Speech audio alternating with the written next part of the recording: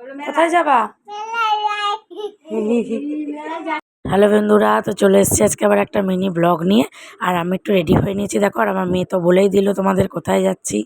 তো এই যে এখন চলে এসেছি মেলায়। আর মেলায় ঢুকতে না ঢুকতেই তো দেখতেই পাচ্ছ কত ভিড়।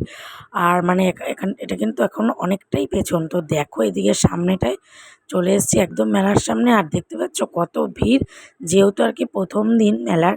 তো ওই কারণে কিন্তু প্রচণ্ড ভিড়। আর এই মেলাটা আমাদের এখানে হচ্ছে তোমার এই নিয়ে 3 বছর হলো। তো ওই কারণে কিন্তু এখন এখানে প্রচণ্ড ভিড় হয়, যেহেতু বাড়ির সামনেই হয়, তো ভিড়টাও বেশি হয়। আর এই যে দেখিয়ে দিলাম তোমাদেরকে রথ। তো রথটা দেখেছো কত সুন্দর করে সাজিয়েছে। তো রথে জগন্নাথ ঠাকুরকে কিন্তু নামিয়ে দিয়েছে। এখন এইখানে মণ্ডপে বসাবে বলে। তো ওই যে যে জায়গাটা দেখালাম না করেছে, তো ওখানটায় কিন্তু ঠাকুরকে বসাবে। তো আর এই যে দেখো এত সুন্দর জায়গা করেছে। তো এখানে কীর্তন হবে, আজ রাত থেকে কীর্তন শুরু হবে। আর 7 দিন অবধি কীর্তন কিন্তু টানা হবে এই যে এখানটায় কিন্তু বসাবে।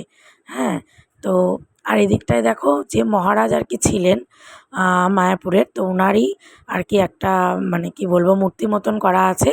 তো ওনাকে ওইখানটা বসাবে, তো তার জন্য সবাই তুলে দিচ্ছিল। তো তারপর দেখো এই দিকটার লাইন, এদিকটা কিসের লাইন তোমরা বলতে পারবে? বলো তো দেখি এখানটা কী দেওয়া হচ্ছে। এখানটা দেওয়া হচ্ছে খিচুড়ি। ওই কারণে এত লোকের ভিড়। আর যতই ক্রমশ সামনের দিকে যাচ্ছি ততই ভিড় বাড়ছে। তো মানে সামনেটা একদম ভিড়। তো যাই হোক, খিচুড়ি টিচুড়ি নিলাম, অত ভিড়ের মধ্যে তো আর দেখানো সম্ভবই হলো না, যা ভিড়। তো তারপরে নিয়ে একটুখানি মেলায় ঘুরলাম, কেনাকাটা করে বাড়ি চলে আসলাম।